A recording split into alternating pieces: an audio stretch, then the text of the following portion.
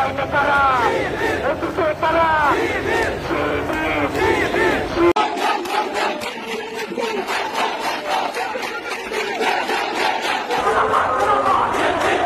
BNP সরকার, আওয়ামী লীগ সরকার, এরা আসলে এই জ্বালানি খাতে লুটপাট চালিয়েছে গত 25 বছর যাবত। এবং ওই সরকারের সময় 2001 থেকে 2006 সালে নাইকো চুক্তির যে কেলেঙ্কারি, সেখানে 13,000 কোটি টাকা কেলেঙ্কারি হয়েছে। কানাডিয়ান পুলিশ তদন্ত করে বলেছে যে ঘুষের টাকা কানাডা থেকে এসেছে, বারবাডোস হয়ে বাংলাদেশে এসেছে। এবং তৎকালীন বিএনপি সরকারের প্রতিমন্ত্রীকে এই দুর্নীতির দায় নিয়ে অপসারণ করা হয়েছিল। তোদেরকে সংসদে ঢুকতে দিব না, সচিবালয়ে ঢুকতে দিব না, জুলাই সনদ বাস্তবায়ন হবে না, খোদার কসম খাওয়া বলছি। এক পাও আপনারা সংসদের আশেপাশে থেকে যখন আমাদের নেতারা ডাক দিবে, আমার তারা চিনুন তো আমাদের নেতা কারা, সবাই ডাক দিলে যাবেন না, চলে আসবেন সংসদে চারিদিকে, ওদেরকে সংসদে ঢুকতে দিব না। এখন এনসিপি ভুল করলে তো আমি সেগুলো করবো না। আমি কোন বিবেচনায় আমি তখন জামাতের সাথে যেতাম? আওয়ামী লীগকে ডেকে আনার জন্য এই নির্বাচনে যদি বিএনপি ছাড়া অন্য কারো হাতে ক্ষমতা যেত, বাংলাদেশে গৃহযুদ্ধ শুরু হতো, বাংলাদেশ স্বাধীনতা সার্বভৌমত্ব হুমকির মধ্যে পড়তো। বুঝে ফেলেছে ভূত বিরোধী দলের উপরে চাপে নাই, ভূত সরকারের ঘরে ভূত চেপেছে। কিভাবে চেপেছে? আপনারা পাবলিককে কনফিউজ করতেন।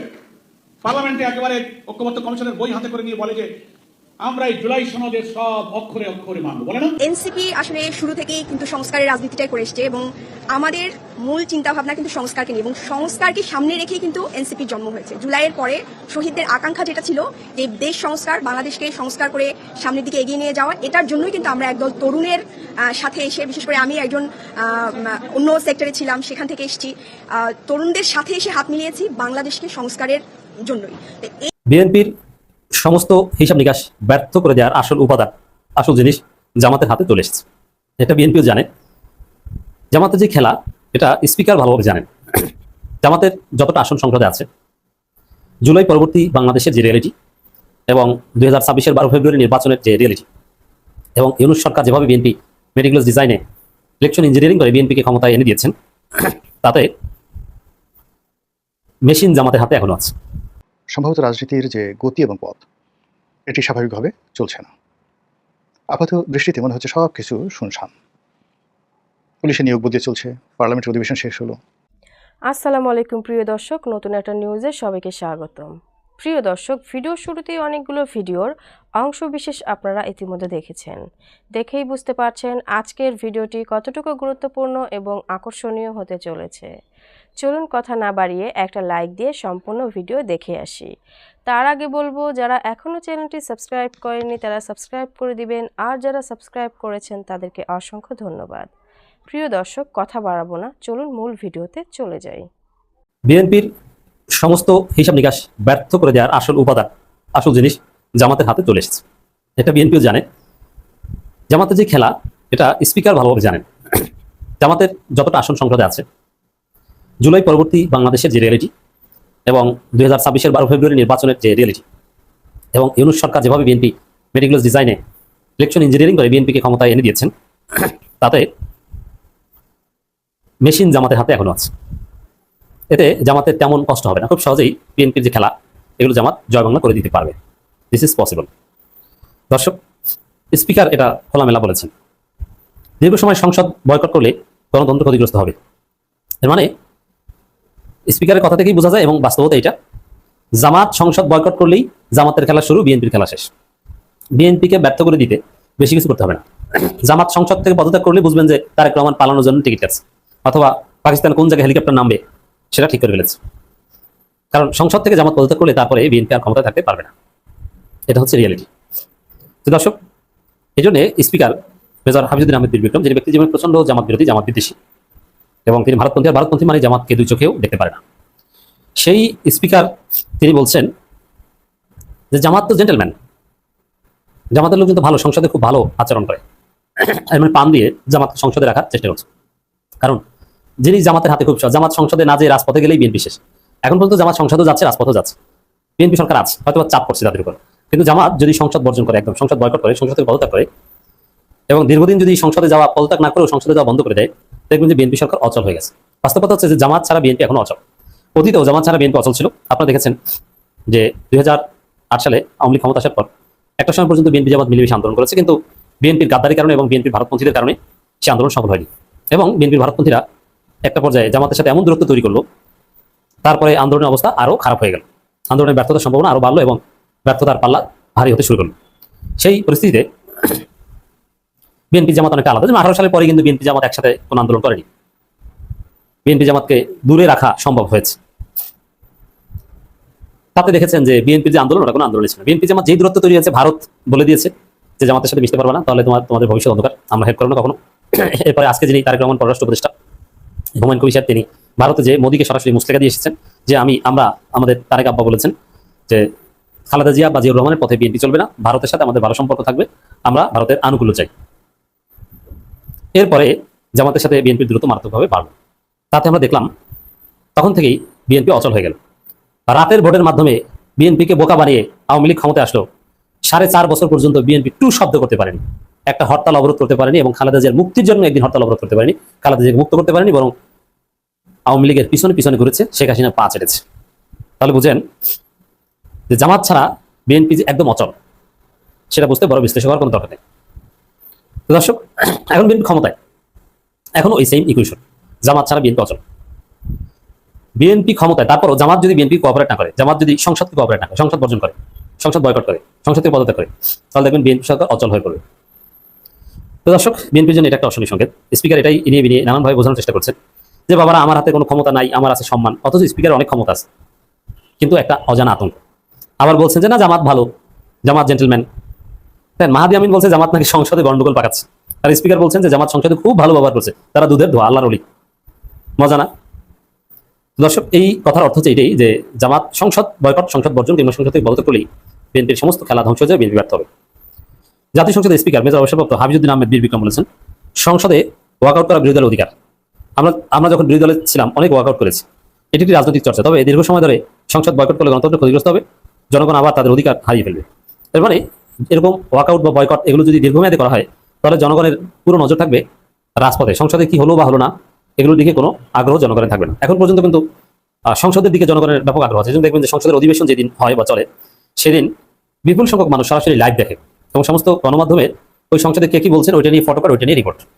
কিন্তু আওয়ামী লীগ আমলে অনেক আগে, 8 সালে যখন স্পিকার ছিলেন আব্দুল হামিদ, তখন ঠিক ছিল, সংসদের দিকে মানুষের একটা আগ্রহ ছিল, তত্ত্বাবধায়ক সরকার বিল বাতিল করা, ছুড়ে ফেলা, এগুলো নিয়ে উত্তেজনা ছিল। কিন্তু এখন কিন্তু তারপর থেকে সংসদের দিকে মানুষের কোনো আগ্রহ কিংবা উত্তেজনা নেই, হারিয়ে গেছে। এখন আবার উত্তেজনা তৈরি হয়েছে, আগ্রহ তৈরি হয়েছে। কিন্তু যদি জামাত তাদের যে এই মূল অস্ত্র উপাদান জিনিস সংসদ বর্জন করে, তাহলে মানুষ সংসদের অধিবেশনের দিকে তাকাবে না। আর ওয়েস্টমিনিস্টার স্টাইল ডেমোক্রেসিতে বিরোধী দল না থাকলে সেই সংসদ অচল। ডেমোক্রেসির থিওরি হচ্ছে এটা, যে বিরোধী দল না থাকলে সংসদ অচল। এখানে জামাত না থাকলে বিএনপি অচল, এটি হচ্ছে চূড়ান্ত সত্য কথা। বরিশালে কথা বলেন স্পিকার। স্পিকার বিরোধী দল ও সরকারি দলের প্রতি আহ্বান জানিয়ে বলেন, বিরোধী দলের প্রতি আমার আহ্বান রইল, তারা যেন কারণে অকারণে ওয়াকআউট না করে। কারণ হলে তো ওয়াকআউট করবেই। আর সরকারি দলের প্রতি আহ্বান, তারা যেন বিরোধী দলকে অ্যাকোমোডেট করার চেষ্টা করে। আসলে এগুলো একটা ফাঁদ। জামাতকে সংসদে রেখে দিতে পারলেই বিএনপি খুশি, কিন্তু জামাত যে সংসদের মধ্যে সীমাবদ্ধ থাকবে এটা বলা যায় না, কারণ জামাত অলরেডি রাজপথে নেমে গেছে। এমনকি সংসদ বর্জন করা বা পদত্যাগ করার ইঙ্গিত জামাত দিয়েছে। আর স্পিকার এখন বিএনপিকে অনুরোধ করেছেন যে জামাতকে সাথে নিয়ে চলো বাবা, জামাত যদি সংসদ বয়কট করা শুরু করে, তাহলে কিন্তু তোমরা অচল। স্পিকারের বার্তা বা তাৎপর্য এটাই। স্পিকার আর বলেন, না হলে বিদেশে যারা পালিয়ে আছে তারা আবার ফিরে আসবে, এসে দুঃশাসন কায়েম করবে। সুতরাং নিজের রাজনৈতিক দলের ম্যানিফেস্টো বাস্তবায়ন করতে গিয়ে জনগণের অধিকার যাতে হরণ করা না হয়, সে ব্যাপারে সরকারি দল বিরোধী দল উভয়ই যত্নবান থাকবেন বলে আমরা আশা প্রকাশ করেন স্পিকার। এবার জামাতকে পাম আর পাম। আপনারা যারা রাজনীতি নিয়ে চিন্তিত বা রাজনীতির ব্যাপারে যাদের আগ্রহ আছে, কিংবা বাংলাদেশের সার্বিক বিষয়গুলো নিয়ে আপনারা যারা একটু চিন্তা ভাবনা করেন, তারা লক্ষ্য করলে দেখতে পারবেন যে সম্ভবত রাজনীতির যে গতি এবং পথ, এটি স্বাভাবিকভাবে চলছে না। আপাত দৃষ্টিতে মনে হচ্ছে সব কিছু শুনশান। পুলিশের নিয়োগ বদলে চলছে, পার্লামেন্টের অধিবেশন শেষ হলো, প্রধানমন্ত্রী তার স্ত্রীকে নিয়ে শ্বশুরবাড়ির এলাকায় সিলেটে গেলেন খাল কাটার জন্যে। প্রচণ্ড বৃষ্টির মধ্যে তিনি মাথায় ছাতি হাতে প্রথমে হযরত শাহজালাল রহমতুল্লাহ আলাইহির মাজারে গেলেন। সেখান থেকে বের হয়ে তিনি সার্কিট হাউসে গেলেন। সার্কিট হাউসে বারান্দায় দাঁড়িয়ে তিনি বৃষ্টি স্নাত সিলেট দেখলেন এবং সুরমা নদীর তীরের অপরূপ দৃশ্য সস্ত্রীক দেখলেন। সেই ছবি আমরা দেখলাম। এর বাইরে তিনি যখন খাল কাটতে যাচ্ছিলেন, সেই কোদালের শক্ত হাত, শ্রমিকের মতো একেবারে শক্ত হাতে তিনি সেই মাটি কাটছিলেন। আর এটাকে একটা উৎসব, মাটি কাটা কিন্তু একটা ভীষণ রকম উৎসবের কাজ। যারা কেটেছেন তারা বলতে পারবেন। আমরা গ্রাম অঞ্চলে কী হতো, এরকম যেটাকে বলা হতো ব্যাগার খাটানো, অনেক সময় কাজকর্ম থাকতো না, গ্রামের মাতব্বর সাহেব গ্রামের লোকজনদেরকে বলতেন যে আসো আমরা স্বেচ্ছাশ্রমের ভিত্তিতে এটা কাজ করি। কখনো পুকুর কাটা হতো, কখনো রাস্তা খনন করা হতো। মাতব্বর সাহেব বা মাতব্বর সাহেব তিনি হালকা অনেক সময় তার মানে অবস্থা অনুযায়ী সঙ্গতিপূর্ণ লোক হলে একটা ছাগল জবাই করে সবাইকে খাওয়াতেন, শ্রমিকদেরকে খাওয়াতেন, অথবা অনেক সময় শুধু খিচুড়ি খাওয়াতেন। তো এতেই মানুষ কাজ করে দিয়ে যেত। এবং আমরা যখন ছোট বাচ্চা ছেলে ছিলাম আমরাও এরকম কাজ করতাম, ভীষণ রকম মজা লাগতো। মাটি কাটা একটা অন্যরকম একটা ভাবসাব। আমার নির্বাচনী এলাকাতে যখন আমি এমপি হলাম তখন একটা বিরাট সিডর হলো।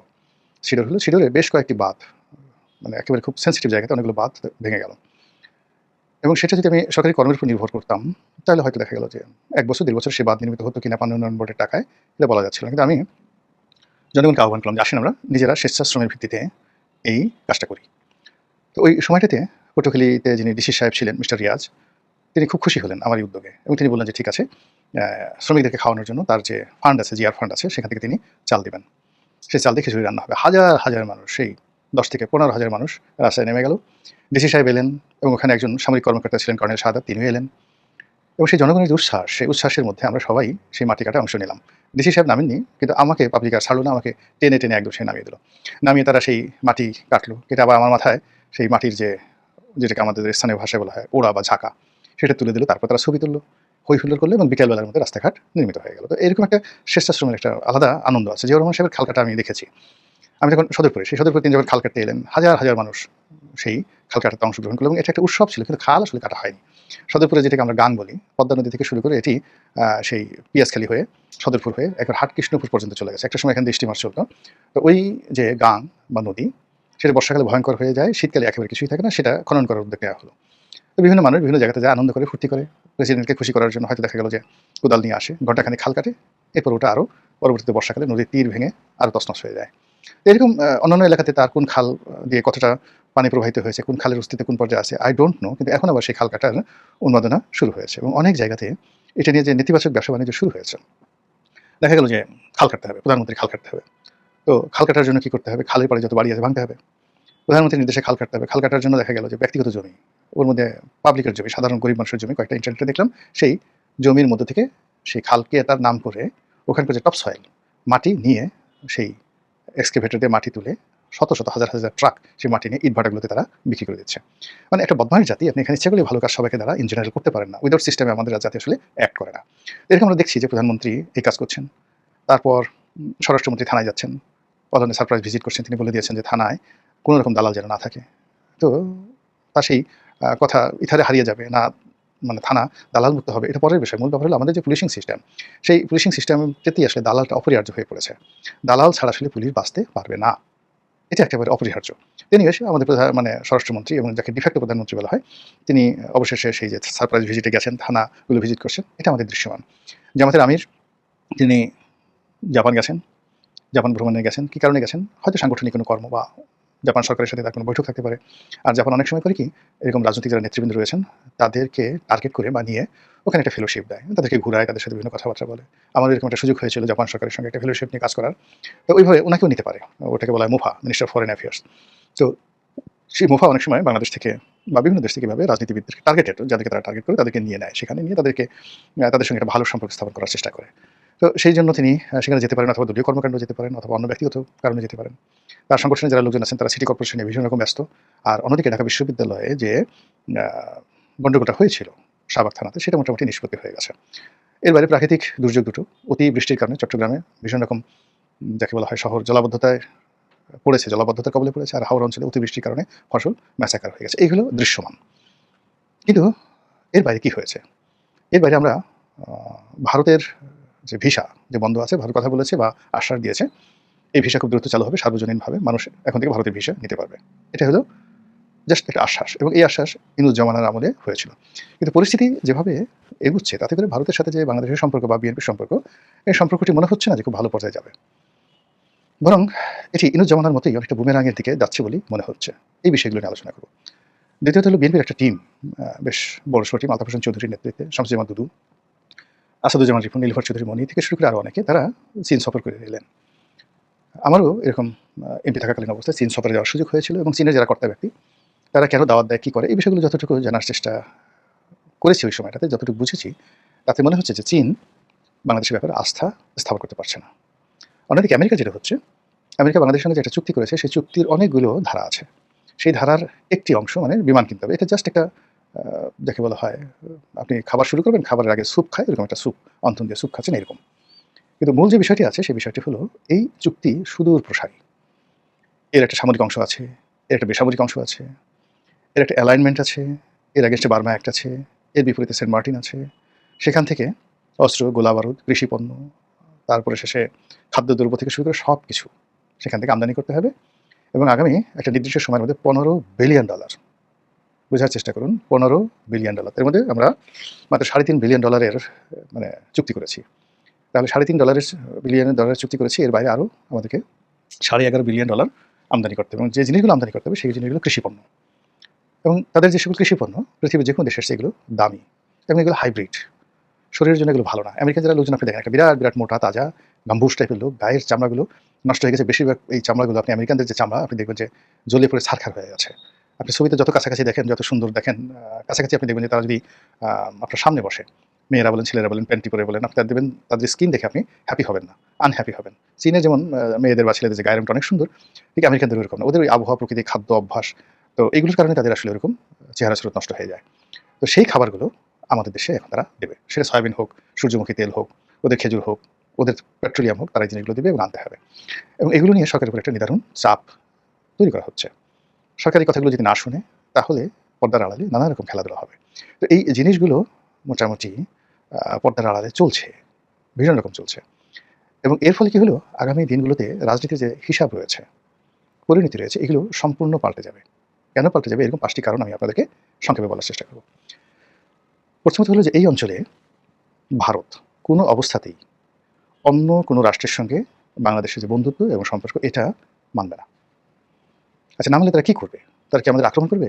না, তারা তাদের যে সফট পাওয়ারগুলো রয়েছে সেই সফট পাওয়ার দিয়ে সরকারকে রীতিমতো দৌড়ের উপর রাখবে। আপনি দেখুন, ডক্টর মোহাম্মদ ইউনূসের কিন্তু যে সরকার, সেই সরকার সবচেয়ে ভালো করার কথা। পশ্চিমা দুনিয়ার সঙ্গে তার খুব ভালো সম্পর্ক, তার সঙ্গে যারা যারা ছিলেন মোরলেস এদের যোগ্যতা নিয়ে আপনার কোনো রকম অভিযোগ নেই, এরা যথেষ্ট যোগ্যতা সম্পন্ন। কিন্তু কেবলমাত্র ভারতের যে সফট পাওয়ার, সেই সফট পাওয়ারের কারণে ব্যবসায়ী, সংবাদপত্র, বুদ্ধিজীবী এবং ভারতের যে সকল বন্ধু রাষ্ট্র রয়েছে তারা কেউ ডক্টর মোহাম্মদ ইউনূসকে সাহায্য এবং সহযোগিতা করেনি। এবং গ্লোবাল ইকোনমিতে ভারতের যে সকল প্রভাবশালী লোক রয়েছে, যত বিখ্যাত সেটা ওয়ার্ল্ড ব্যাংক বলেন, IMF বলেন, এমনকি মার্কিন গভর্নমেন্টে বলেন, এখন ভারতের সরকার তারাই আসলে তাদের যে সিনিয়র সিটিজেন রয়েছেন বা সাকসেসফুল সিটিজেন রয়েছেন তারাই আসলে ওই জায়গাগুলো নেতৃত্ব দিচ্ছে। এবং সেটা শুধু ভারতে না, ইউরোপেও, সেটা শুধু আমেরিকা না, ইউরোপেও। তো ইউরোপ এবং আমেরিকাতে সমস্ত মাল্টিন্যাশনাল কোম্পানিগুলো, সমস্ত ফাইন্যান্সিয়াল ইনস্টিটিউশনগুলো, সমস্ত সরকারি যে বড় বড় জায়গাগুলো তারা নিয়ন্ত্রণ করছে ভারতীয় নাগরিকরা। একইভাবে যদি আপনি মালয়েশিয়া ধরেন, সিঙ্গাপুর, থাইল্যান্ড, এই 3টি দেশ, এখানেও ভারতের যে সফট পাওয়ার বিজনেসের ক্ষেত্রে, ব্যবসা বাণিজ্যের ক্ষেত্রে, অর্থনীতির ক্ষেত্রে এবং সংবাদপত্রের ক্ষেত্রে, ইন্টেলেকচুয়াল জগতে ভারতের আধিপত্য সীমাহীন। এবং এই আধিপত্য দিয়ে তারা যে ন্যারেটিভগুলো তৈরি করতে পারে বা পারবে সেটা মোকাবেলা করার ক্ষমতা আমেরিকারও নেই, আমাদের তো দূরের কথা, আমেরিকারও নেই। কাজেই এই যে ভারতের সঙ্গে একটা ডিপ্লোম্যাসি গড়ে তোলা এবং তুলতে না পারা, এটা আমার কাছে মনে হচ্ছে 1 নম্বর কারণ। এই সরকারের যে কোর্স অফ অ্যাকশন, সেই কোর্স অফ অ্যাকশন পরিবর্তন করে দিবে। 2 নম্বর হলো যে চীন, এই সরকারকে চীন প্রলুব্ধ করছে, যেভাবে আওয়ামী লীগকে করতো তারা, যেভাবে শেখ হাসিনাকে করতো। কিন্তু কোনো অবস্থাতেই চীন কখনো কারোর জন্য ঝুঁকি নেয় না। চীন শুধু তার নিজের ব্যবসা বাণিজ্যটা দেখে, নিজের স্বার্থ দেখে, কিন্তু তার যে হার্ড পাওয়ার, সেই হার্ড পাওয়ার যেটা ভারত ব্যবহার করে তার মিত্রদের জন্য বা তার শত্রুদের জন্য, আমেরিকা ব্যবহার করে, কিন্তু চীন এখন পর্যন্ত তার কোনো হার্ড পাওয়ার, সামরিক শক্তি কোনো মিত্রের জন্য আজ অবধি ব্যবহার করেনি, এমনকি ইরানের জন্য। ইরানের সাথে তার যে সম্পর্ক আনবিলিভেবল। এবং সে তার যে মুহূর্তে সামরিক শক্তি, সে যদি চায় যে তাইওয়ান দখল করবে, it's a matter of 1 hour, 1 ঘন্টা লাগবে তার। কিন্তু সে এখনো পর্যন্ত হার্ড পাওয়ার ব্যবহার করে কোনো যুদ্ধাবস্থা তৈরি করছে না। ফলে বাংলাদেশের যারা লোকজন আছে, যাদের সঙ্গে চীনের খুব ভালো সম্পর্ক, এটা অনেকটা পরকীয়ার মতো। আপনার ঘর ভাঙবে, কুলবুদ্ধ আপনার ঘর থেকে আপনাকে বের করবে এবং সময় মতো আপনাকে বিয়ে থা করবে না। এবং দেখেন শেখ হাসিনার যে পতন, সেই পতন কিন্তু এই যে চীনের যে প্রলোভন, সেই প্রলোভনের কারণে। শেখ হাসিনা যদি একেবারে চোখ বুঝে ভারতের সাথে সম্পর্কটা রক্ষা করতো, যেভাবে বলতো সেভাবে, তাহলে সে এখনো পর্যন্ত ক্ষমতায় থাকতে পারত। 2 নম্বর হলো সে ঘাড় বাঁকা করে যেভাবে আমেরিকার সাথে বাহাদুরি করেছে, এটাও তার জন্য একটা বিরাট কারণ হয়ে দাঁড়াচ্ছে। এবং শেখ হাসিনার যে কাজগুলো, ঠিক সেম কাজগুলো এখন বর্তমান সরকার করছে, এটা হলো 2 নম্বর। 3 নম্বর হলো যেটা শেখ হাসিনার ছিল না, শেখ হাসিনার ব্যাপারে আমেরিকার একটা যাকে বলা ইতিবাচক ধারণা ছিল এবং আমেরিকা বিভিন্নভাবে তাকে পুশ করার চেষ্টা করেছে, তাকে বাধ্য করার চেষ্টা করেছে, তাকে প্রভাবিত করার চেষ্টা করেছে, কিন্তু তাকে আসলে প্রথম দিকে সরাতে চায়নি। কিন্তু সে যখন একেবারে রেজিস্ট হয়ে গেছে, তখন মার্কিন ডিপ স্টেট থিওরির অনুযায়ী তাকে রেজিম চেঞ্জ করার ব্যাপারে তারা। প্রিয় দর্শক, ভিডিওটি দেখে কি জানলেন, বুঝলেন? অবশ্যই আপনাদের মূল্যবান মতামত কমেন্ট বক্সে জানিয়ে দিবেন। পারলে ভিডিওটি শেয়ার করে সবাইকে দেখার সুযোগ করে দিবেন। ধন্যবাদ।